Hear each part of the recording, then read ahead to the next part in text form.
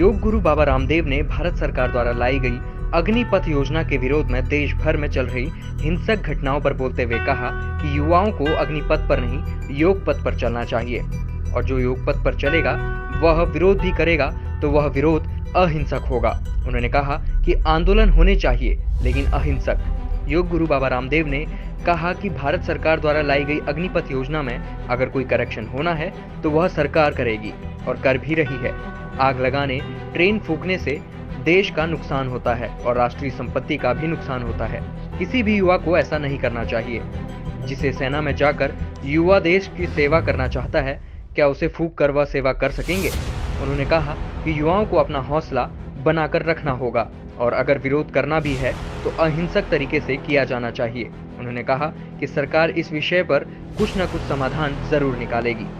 पर नहीं, योग पथ पर चले और योग पथ पर जो चल करके विरोध भी करता है तो अहिंसक विरोध करता है।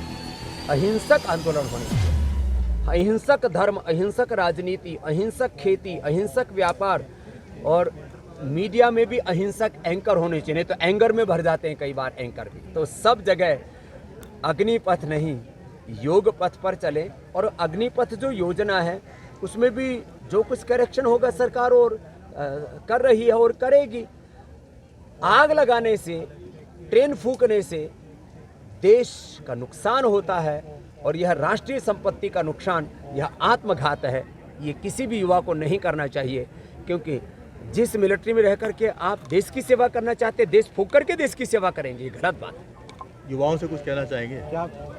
क्या युवा अपना हौसला बरकरार रखें, जो उनको विरोध करना वो करें लेकिन अहिंसक तरीके से करें और सेवा चाहे 1 दिन की मिले, चाहे 4 साल की मिले, चाहे 5 साल की मिले, कुछ करें 7 साल का होना चाहिए कम से कम ये पीरियड, जो भी सरकार निर्धारित करे।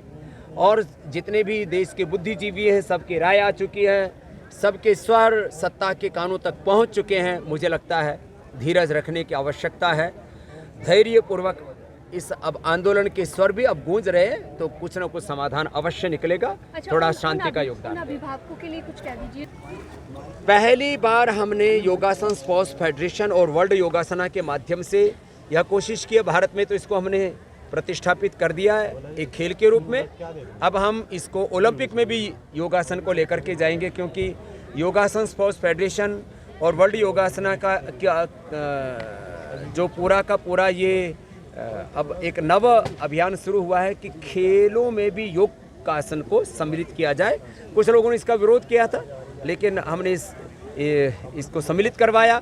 मोदी जी ने इस बात को स्वीकार किया और हम कृतज्ञ हैं आदरणीय मोदी जी के कि इंटरनेशनल योगा डे की बात हो, योगासन स्पोर्ट्स फेडरेशन की बात हो, हर काम में उन्होंने बढ़ चढ़ करके उसको आगे बढ़ाया।